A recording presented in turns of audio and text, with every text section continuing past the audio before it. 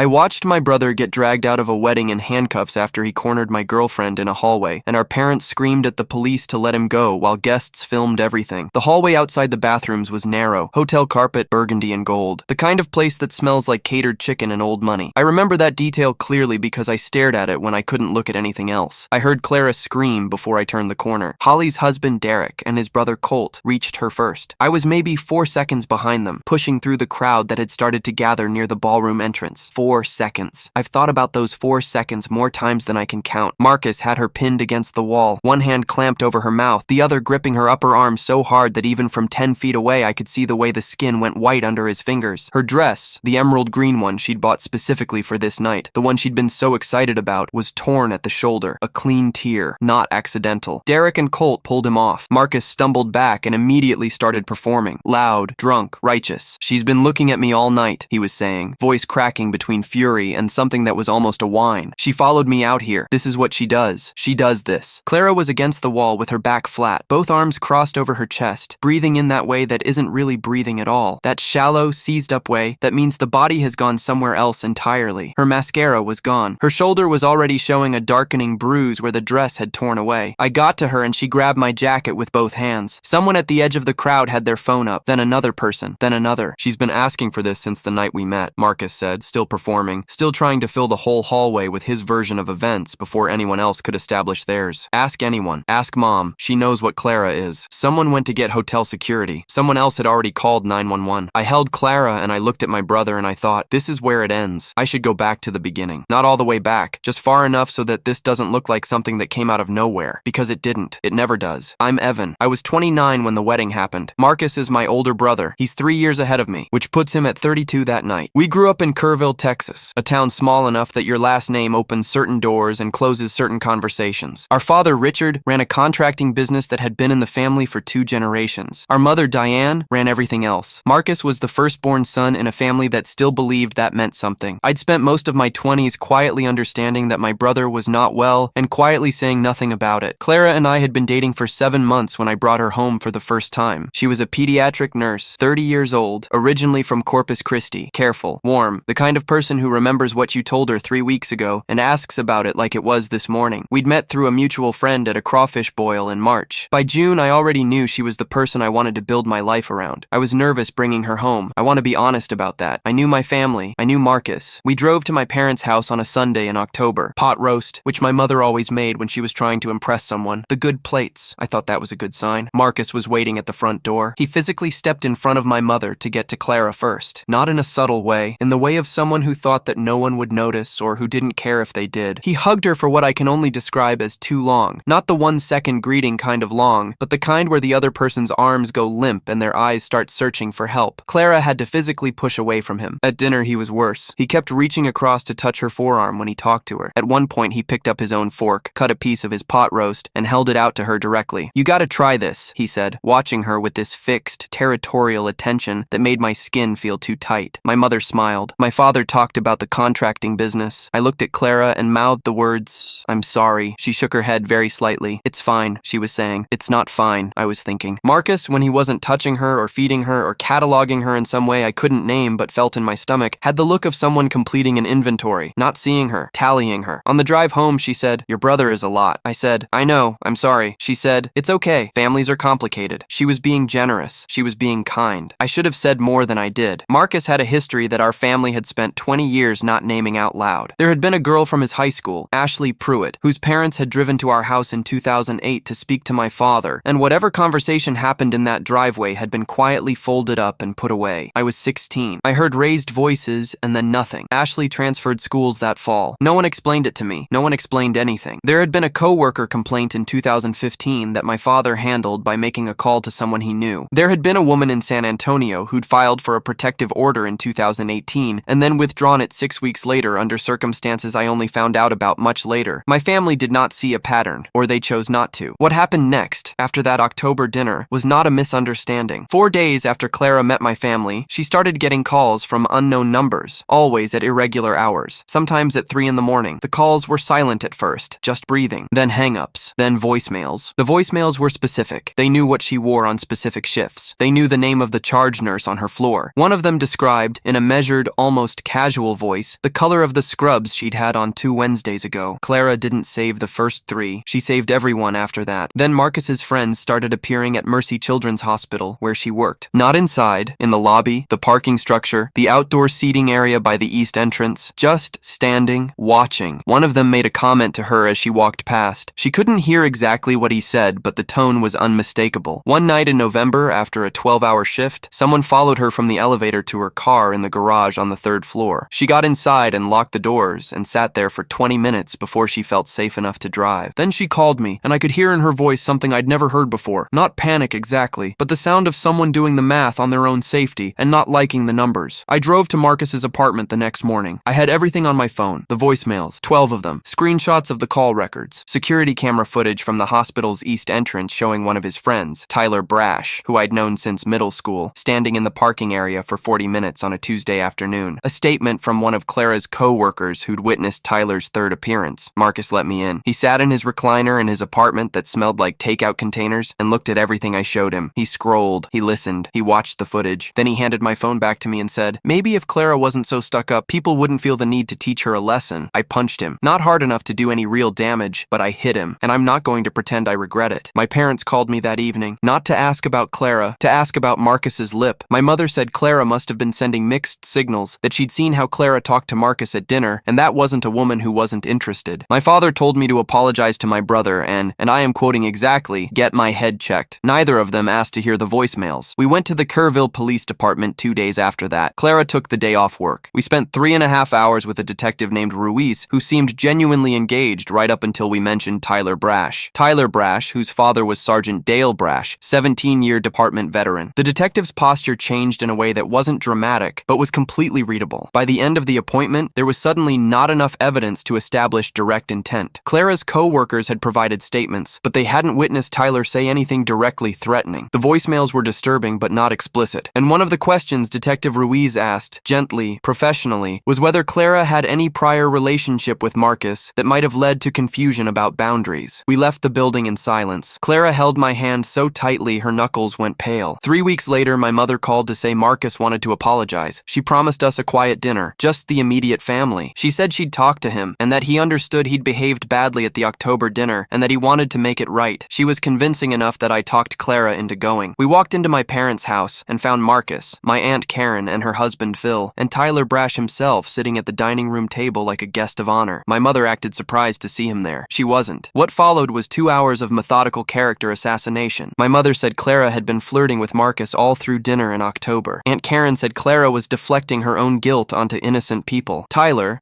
who had stood outside Clara's hospital in the November cold 4 separate times, described in calm, unhurried detail what Clara had been wearing on specific days, not to prove his innocence, to prove that he'd seen her, to make her feel seen. My parents listened and nodded like he was reciting a weather report. At one point, Clara grabbed my hand under the table. I felt the tremor in her fingers. When my mother announced Tyler was welcome to stay for dessert, I watched Clara's face go blank in the way that means a person has stopped being able to pretend. Her breath had gone shallow. She was counting seconds. I stood up. My mother grabbed my arm before I could say anything. She looked at me with that expression she'd been deploying my entire life, the one that said everything you think you know is wrong, and the only correct response is to sit back down. She said, "You need to choose your real family, or a girl who is destroying this family." I said, "I already chose." We left. On the drive home, Clara stared out the passenger window for 40 minutes without speaking. When we got back to my apartment, she sat on the couch and said, "I need you to understand that I can't do this forever." "I know," I said. "I need this to end." "I know," I said again. "It's going to." I didn't know how right I was, or how wrong. We hired a family law and civil harassment attorney named Brenda Koss in December. She was methodical and direct, and she didn't flinch when we laid out what we had. By January, she had restraining order petitions filed for both Marcus and Tyler Brash. The Tyler one moved through relatively quickly. The Marcus one stalled. Clara started researching job openings in other cities, not because she'd given up, because she was being rational. She identified 2 strong positions, one at a children's hospital in Nashville, one at a pediatric specialty clinic in Denver. She didn't apply yet, but she had the tabs open. I saw them on her laptop when I brought her coffee one morning. Marcus, understanding on some level that consequences were beginning to take shape around him, did not back down. He became more careful. No more unknown numbers. The calls stopped. Tyler stopped appearing at the hospital, but Marcus himself started appearing in places. He showed up at a grocery store Clara frequented on Saturday mornings. He was at a gas station on her route home one Thursday evening. Both times he didn't speak to her. Both times he just made made sure she saw him. Our lawyer said this was strategic. He was staying just inside the line, keeping her afraid without giving us clean evidence. Clara started taking different routes to work. She changed her Saturday shopping to a store she'd never used before, farther from home. She started parking in different sections of the hospital garage, rotating the spots. She bought a dash cam for her car. One evening, she said to me, almost offhandedly, "Marcus knows we're building a case. Someone is telling him." I asked her what she meant. She said, "He shows up at places right after I establish routines. It takes time to establish a routine. He's getting information somehow." I thought about my parents. I pushed the thought away. I shouldn't have pushed it away. That's the detail I keep returning to. She told me, in those words, that information was moving in a direction it shouldn't have been. And I heard her, and I filed it away, and I didn't act on it. I was too focused on the legal strategy, too focused on moving forward. The restraining order on Marcus finally moved in February after he appeared outside the clinic where Clara was attending a professional development seminar, a location she had never mentioned to anyone in my family. Only Brenda Koss's office had the schedule, because Clara had sent it over as part of her documentation of pattern behavior. But then somehow Marcus was there. Brenda said, "That tells us something important. I knew what it told us. I just wasn't ready to know it yet." The restraining order was granted in the 3rd week of February. Marcus was served on a Friday. My parents stopped calling me for about 10 days, which I interpreted as shock. My mother finally called and said I had destroyed the family. My father did not call. That should have told me something too. My cousin Holly's wedding was in May. Holly Tran, technically, her mother is my mother's younger sister, which made Holly someone I'd grown up with at every family gathering, Christmas, and 4th of July barbecue for 30 years. She's sharp and funny, and she'd had Marcus's number since we were teenagers. She called him the Emperor because of the way he acted when no one was actively paying attention to him. When she invited us, she called me directly. She said she'd heard some version of what had been happening. She believed our version, and she wanted us there. She said she'd seat us far from Marcus. He was only invited because of family politics, and that she'd spoken to the hotel's events team about additional staff in the hallway area. She'd also hired a private security firm to supplement the hotel staff for the reception. 2 people, discreet, professional. He won't try anything with this many witnesses, she said. He's not stupid, he just acts like it. I wanted to believe that. Clara did too. She bought the green dress. She got her hair done. We drove the 2 hours to San Antonio with the windows down on a warm May evening, and she held my hand across the center console and said, "I want to just have one normal night." "You will," I said. The ceremony was held in the hotel's garden terrace at 5 o'clock. Clara cried during the vows, which she apologized for, and I told her not to. The reception moved inside at 6:30. The food was good. The speeches were long in the way wedding speeches always are. Clara danced with me during 2 songs she loved, and I stepped on her foot once, and she laughed for the first time in 3 months in a way that reached her eyes. Marcus was across the room the whole time. He didn't approach us. He was drinking. I was aware of him the way you're aware of a fire exit, not constantly, but always ready to locate it. Around 9 o'clock, Clara leaned over and said she was going to find the restrooms. I said I'd be here. 7 minutes passed, then 8, then 10. I glanced at Marcus's table. He wasn't there. Something moved through my chest. Not a thought exactly, not a decision, just motion. I was already standing, already cutting through the reception hall, already in the corridor that led toward the bathrooms, when I heard her scream, short, sharp, instantly cut off by a hand, and I was running. Derek got there first, then Colt, then me. What I saw in that hallway is something I have never been able to fully put into language. Not because the scene was complicated, because some moments are so clearly, undeniably wrong that language doesn't reach them. It just falls short. Marcus's hand came off her mouth when Derek grabbed him. Clara made a sound I'd never heard from her and have never heard since. Marcus stumbled, spun, and immediately started talking. Loud, fast, purposeful, building his story before anyone else could build theirs. "She's been doing this all night," he said. "She followed me out here.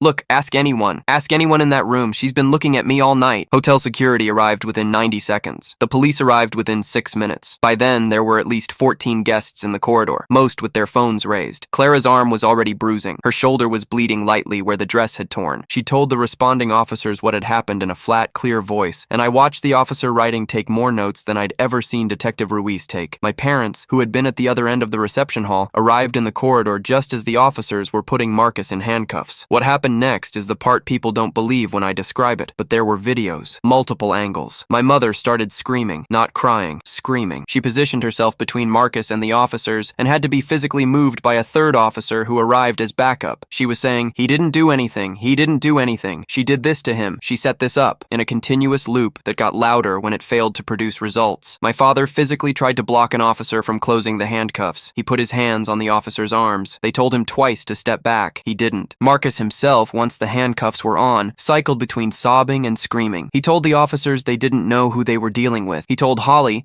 at her own wedding reception in her dress, that she was going to regret this. He turned toward the guests with their phones and screamed screamed that none of them understood what he was capable of. And then, as they walked him toward the exit, he turned back toward where Clara was sitting with a hotel staff member, wrapped in a tablecloth someone had put over her shoulders. He said, loudly and clearly enough that at least 6 phones captured it. "She's been asking for this since the first night we met." The crowd was silent. Clara didn't look at him. She looked at me. I crossed the corridor and put my arms around her. Someone in the back of the crowd started crying. I don't know who. Brenda Koss said the case was as solid as she'd seen in years. The hotel had security cameras in the corridor. The footage clearly showed Marcus leaving the reception hall and moving toward the bathroom area 4 minutes after Clara did. It showed him standing outside the bathroom door for 2 minutes before she emerged. It showed what happened in the 30 seconds before Derek and Colt turned the corner, and I have never watched it and never will. The bruises were photographed that night and again 48 hours later when they were at their worst. A deep handprint on her upper arm, a grip mark on her jaw. There were 11 witness statements, Derek and Colt, 6 guests who'd arrived in the hallway, Holly, 2 hotel staff, the private security officer who'd been closest when the scream occurred. Marcus's own words from 7 phones delivered in HD. "She's been asking for this since the first night we met." 3 days after the wedding, Marcus was formally charged with criminal assault, unlawful restraint, and violation of the standing restraining order, which had been in effect since February and which he'd violated in front of approximately 80 people and multiple cameras. My parents went to work immediately. They called my grandmother, my aunts and uncles, second cousins I hadn't spoken to in years. They built a narrative that was elegant in its simplicity. Clara had engineered the entire thing. She'd wanted to trap Marcus. She'd gone to the bathroom deliberately to provoke him. She'd staged the confrontation in a public place with cameras specifically to destroy him. When people pointed out that this required Marcus to assault her on cue, my mother said, with what I understand now was genuine conviction, she knew how to push his buttons. She's always known. They showed up at my apartment 3 days later. Not called, showed up. My father knocked. When I didn't open the door, my mother started crying loudly enough for the neighbors to hear. Mrs. Okafor across the hall opened her door. My mother told Mrs. Okafor that I was keeping her from her son, who was in serious trouble. My father said through the door that he would make certain my career was over. I work in commercial real estate development, and my father had some connections in that world that were real and that he was not above using. The neighbors called the police, not because they were hostile to my parents, but because the situation had been going on for 45 minutes and showed no sign of ending. I didn't open the door. I texted my father, "Do not contact me again." He texted back, "You'll regret this." Clara took the Denver job 2 weeks later, the children's specialty clinic. She called them the morning after the apartment incident and accepted the offer before I even woke up. When she told me, she didn't apologize. She just said, "I think we should go." I said, "I'll work remotely." I'd already been having that conversation with my firm, quietly, for several months. They said yes. We hired movers for the first Saturday of June. Clara's apartment was packed in 4 hours. Mine took the full day. We drove out of Kerrville at 7 o'clock in the evening with her car trailing mine, and I watched the town get smaller in my mirrors, and I didn't feel the thing I thought I'd feel. I expected something like relief. What I felt was closer to grief, not for Marcus, for the version of my family I'd spent my life believing in, that I now had irrefutable proof had never actually existed. We stopped for dinner in Amarillo. Clara ordered the chicken fried steak and ate the whole thing. She said, "I think I can breathe again." I said, "Me too." Neither of us said anything else for a while. We didn't need to. Denver was good to us. Clara's clinic became exactly the place she needed it to be. A team of people who valued her, patients who needed her. She was made charge nurse on her unit 14 months after arriving. I found a rhythm working remotely that was better, in some ways, than the office had been. We bought a condo in Cap Hill in the fall of our second year. We adopted a dog, a 3-legged lab mix named Garrison, and he turned out to be one of the better decisions we'd ever made. We didn't talk about Kerrville often, but it was there the way a healed break is there. You forget it until the pressure returns. The calls from my mother came in waves, sometimes months of silence, then a voicemail, then another, then a series of texts that started as apologies and curdled into accusations by the 4th or 5th message. I read them. I didn't respond. I sent them to Brenda Koss to add to the file. Marcus pleaded no contest in October of the year we left. He received 36 months of supervised probation, a permanent protective order covering Clara and me both, mandatory counseling, and a criminal record that would follow him into every background check he'd face for the rest of his life. There was no jail time, which I spent 2 weeks being furious about. Brenda reminded me that the alternative was a contested trial that would have required Clara to testify in front of Marcus and our parents. I stopped being furious about the plea deal. My father lost 2 contracts in the months following the wedding. Clients who'd seen the footage or known people who had. He never explicitly connected this to what happened, but the anger in his voicemails from that period was the specific anger of a man who felt the world was being unfair to him, and only someone deeply invested in not understanding why would have felt that way. 4 years passed. It was a Thursday morning in November when my mother called, and the ringtone made me tense up the way I always did with her contact. I almost sent it to voicemail. I didn't. She was hysterical, really hysterical. Not the performed grief of the apartment hallway, but something cracked and real. Marcus had gotten married 8 months earlier, she said, to a woman named Rachel Voss, 34, a dental hygienist, originally from Fort Collins. A welfare check had been requested by Rachel's supervisor after she missed 3 days of work without contact. The officers who responded found her in the bedroom of the house she and Marcus had been renting in the San Antonio suburb of Converse. She had 2 broken ribs, a fractured wrist, bruising across her upper back, her neck, and her left side. Rachel was hospitalized. Marcus was arrested. And then my mother told me the part she was calling to tell me. My father had known. Not known abstractly, known specifically. Rachel had first called my parents' house in August, 2 months after the wedding. She'd been frightened and confused, and she'd reached out because she didn't know who else to call, and Marcus had told her his family was safe. My father had spoken to her for 40 minutes. He'd told her that Rachel was misunderstanding Marcus, that Rachel needed to be patient, that bringing in outside people would make everything worse. He'd told her specifically that if she went to the police, she would regret it. He'd been doing it for months. When Rachel finally made the call anyway, police investigators subpoenaed the phone records. The calls were there, all of them. My father's voice on one recorded call Rachel had made from her cell with her end recording while her husband was out of the house. "If you tell anyone, I will make sure no one believes you. I know people, and I will use them." My father was arrested the same week as Marcus. Witness intimidation, conspiracy to obstruct domestic violence proceedings. There were 3 counts total. My mother wanted me to come home. She said family sticks together. She said Rachel was probably exaggerating just like Clara had. I said, Clara wasn't exaggerating, and neither is Rachel. She said, Evan, I said, if you ever use Clara's name to defend what Marcus did, or what Dad did, to me or to anyone, I will hang up every time. I'm doing it right now. I hung up. I stood in my kitchen by the window that looks east toward the foothills, and I held the phone at my side for a long time. Garrison came and put his head against my knee. I put my hand on his ears. There's something that comes over you when the last piece falls into place, when the final shape of something reveals itself, and you realize you'd been seeing only part of it all along. My father hadn't been a confused man who'd chosen the wrong loyalties in a difficult situation. He'd been an active participant. He had used the same playbook with Rachel that he'd used with Clara, the quiet discrediting, the implicit threat, the use of what influence he had to make the problem disappear. He'd just gotten further along before it collapsed. And I thought about Clara's words from that November. I thought about them exactly. Marcus knows we're building a case. Someone is telling him. She'd known. She'd named it. I'd filed it away and moved past it. She was right. She'd been right the whole time. I told Clara that evening. We sat on the couch with Garrison between us, and I told her everything my mother had said and everything I understood it to mean. She listened without interrupting, and when I finished, she was quiet for a moment. Then she said, I'm glad Rachel survived. I said, me too. She said, I'm glad we left when we did. Me too. She looked at me for a long moment. You didn't know about your dad. Not really. I suspected. I should have. No, she said. You did what you could with what you had. That's all anyone can do. I don't know if I've fully accepted that, but I've held on to it. My father's trial is ongoing as of this recording. The evidence is substantial. Rachel's testimony is detailed and corroborated by the phone records, the medical reports, and 2 neighbors who'd witnessed arguments and said nothing at the time, but came forward after the arrest. My father's attorney has been arguing selective prosecution. No one who has looked at the phone recordings believes that argument will work. Marcus is in pretrial detention, with the prior conviction from the Clara incident cited as grounds for remand. His attorney has tried twice to get bail. Both attempts failed. My mother has retained her own lawyer and has, I understand, begun the process of separating herself from the legal consequences of what the men in her family did. I don't know if she understood what my father was doing. I don't know if she participated or just looked away. I don't know which is worse. She called me once more in the spring. She didn't ask for help this time. She just said, I miss you. Quiet. Real. I said, I know. She said, I'm sorry. I'm sorry for what I said about Clara. I'm sorry for all of it. I didn't say anything for a while. Then I said, I hear you. I haven't called back. I may not. I'm still deciding what's left of that relationship and whether the shape it can take from here is one I can live with. That's honest. What I know is this. Clara and I got married last October. Small ceremony. Garrison wore a bow tie. Holly was there. She was in the wedding party, actually, which felt right in a way I can't entirely explain, except that she'd been a witness to the worst night and deserved to be a witness to this one too. Brenda Koss sent flowers. We didn't invite my family. I thought, standing there, about the version of my life in which Marcus was a real brother, in which my father was the man I'd needed him to be, in which I didn't have to watch someone I love be terrified in hospital parking garages and corridors outside wedding bathrooms. I mourned that version. I mourn it still, in a quiet way that doesn't go away but doesn't run everything anymore. The last thing Marcus shouted in that hallway as they walked him out. She's been asking for this since the first night we met. He was wrong about everything else. But that one thing, she had his number since the first night they met. She'd looked at him across that dinner table and felt the thing I'd been feeling my whole life and hadn't been willing to name. I'm glad I listened. I'm glad I chose. I'm glad every day that I chose.